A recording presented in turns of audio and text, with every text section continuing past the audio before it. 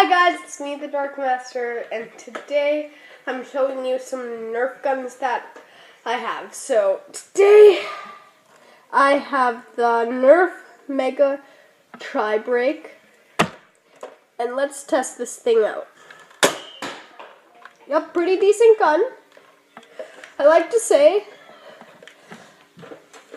I like the details, and to reload it, you click this button, it opens up just like this. You have two bullets here. You could take them out and put them back in. Well, yeah, you just put them back in. Load it like that. Aim like that. Shoot. Now let me get the next Nerf gun.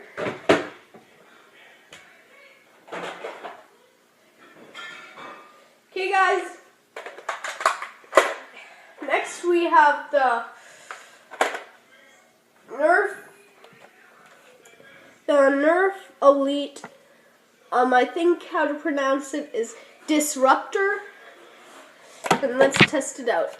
To reload, you just do this, and you just put the bolts in. But let's test it out. Okay. Aim. Yeah, pretty good gun too. I like this as a backup.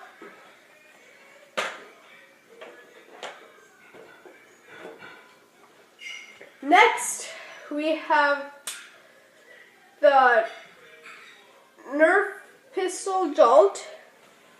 Nerf Pistol Jolt, here it is. It's just a normal pistol. Let's see how to shoot it. Yeah, not so good as a pistol, but still good. And last of all, we have the, whoa, this one's pretty big. The Nerf Mega Centurin. I think that's how to call it. Right? Centurin? But let's test it out. It's loaded already. Okay. Aim. Wait. Yeah, there was no bullets in it. Let me get a bullet in it. Okay, to load it, all you have to do is go a little over head here. Open up this hatch. Put the bullet in. Tuck it in. Push the bullet in the bullet area. Load it